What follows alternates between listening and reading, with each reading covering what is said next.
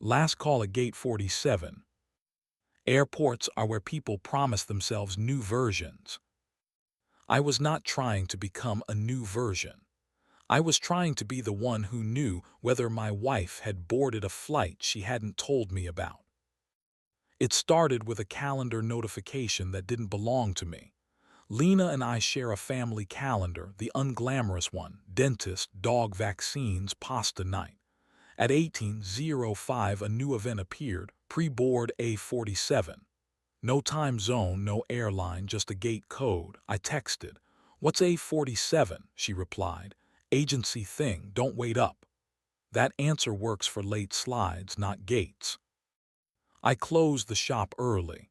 I fix cameras and lenses, which means I am both patient and suspicious of angles. On the way to the airport, I practiced not being dramatic. I failed a little and tried again. I didn't go in. I am not a lounge person. I went to the gate and stood where the boarding groups eventually have to become people. I bought a water I didn't want and told myself the difference between bravery and spying is intention. Then I failed to define intention in a way I liked. At 20:40, Lena came out of the lounge, not with Armin, but alone, which disappointed the part of me that prefers clear villains. She saw me before I could decide to duck behind a potted plant, and softened around the eyes the way she does when she forgives a dog for stealing bread.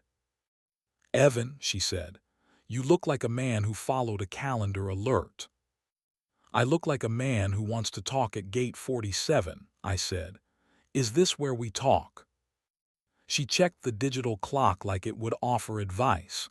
"We have 20 minutes before boarding," she said. "Yes, here." She gestured to the seats near the window, which look at tarmac the way diners look at aquariums. "Calder?" I asked. "Calder," she said. "The museum wants a reset meeting first thing. They put me on the night flight so we can talk at sunrise about why donors get cranky when you don't let them rename things after their dogs." She tried to smile. It got halfway there. "Armand." "On a later flight," she said. "We're not traveling together." She took a breath, the kind she uses when she's about to volunteer the part I haven't earned. He messaged me the lounge invite so we could align on the agenda. It was the professional thing. I chose the seat nearest the window on purpose. I do not want my job to turn into a room I can't describe to you. "I came because I didn't like what the gate did to my stomach," I said. The word pre-board felt like a password for a life I wasn't invited to. "It wasn't a password," she said. "It was me being sloppy with a calendar." She folded her hands. "Her wedding band has a scratch we always forget to get polished. But it's also this: I like airports. They make me believe motion is competence. I needed that today." "Do you need me to give it to you instead?" I asked, embarrassed by how earnest it sounded as it left my mouth. "I need you to know when I want it," she said, "and I need to remember how to ask." She looked at the gate agent scanning someone's boarding pass. "I wasn't going to tell you I was flying out, not because I wanted to hide it, because I wanted to not defend it. There's a difference." "I followed the dot," I said. "The version of me whose hands shake did. The version who wants to be kinder came to speak out loud instead." The PA system announced a delayed flight to somewhere else. A toddler announced his opposition to gravity. We sat in the friction of a conversation that might yet be good. "What do you want me to say?" she asked finally, not defiant or pleading, genuinely asking for the sentence that would help us both be adults. "Tell me the possibility you're chasing when you say yes to a gate," I said, "so I can want it for you even when it doesn't include me." She thought, which is a thing she does all the way through. "I want rooms where my brain feels tall," she said, "where I can see over the furniture and rearrange it. I want to be looked at like the person who brought the map, not the woman who remembered the snacks. And I want to come home to us proud of myself without feeling like I cheated on a version of our marriage that thinks ambition is disloyal. Okay, I said. I sat with the picture until it stopped feeling like competition. Then help me build a thing that makes pride less expensive.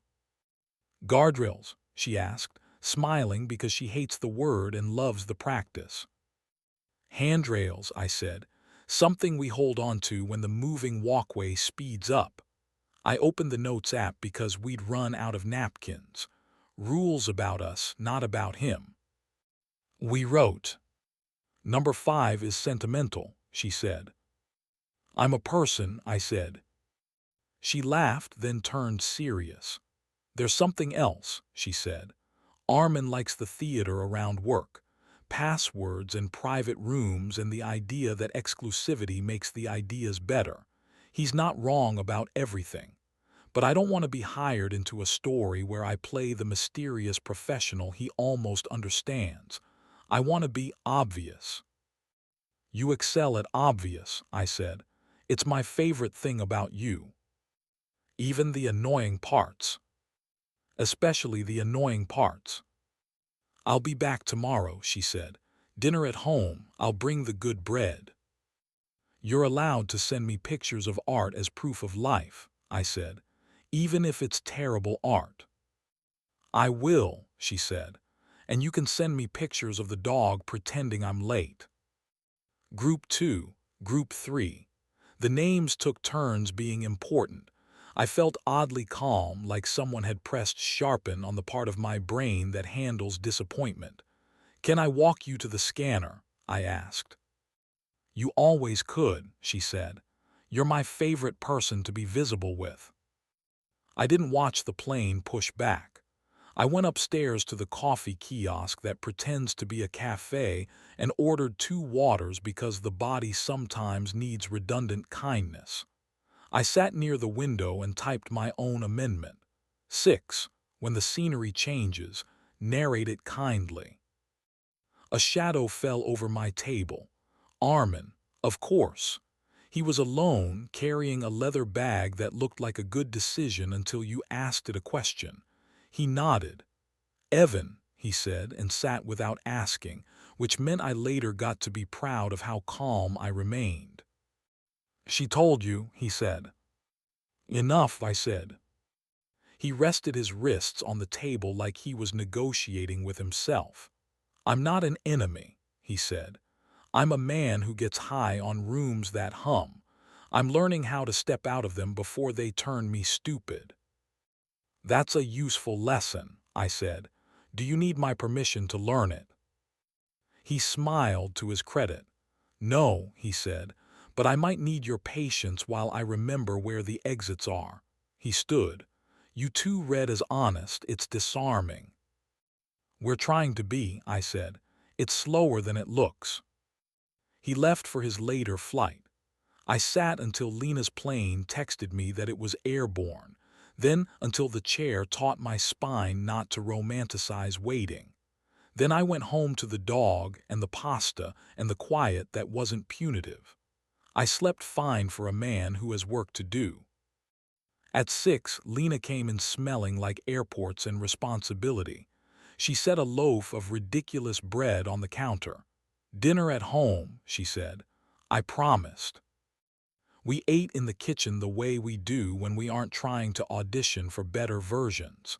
After, we went to the roof without talking about why. The sky did the unoriginal thing where it tries to be forgiven for being beautiful. Planes crossed each other politely. I pointed up. Gate 47, I said. Gate home, she said, and leaned into me like balance is a collaboration. On Sunday we tested Rule 5, coffees at departures, no photos. We bought a postcard, wish you were here, and wrote, we are. It lives on the fridge beside our list with Lena's new line. 7. If we start collecting gates, we buy a map and draw ours first. Calder stopped being a threat. It became logistics and a loaf of bread on our counter. Airports still sell new versions. We learned to carry home only what fits. Sometimes we visit the terminal just to sit and name the planes. We leave before last call and walk back to the car in the kind of silence that proves itself.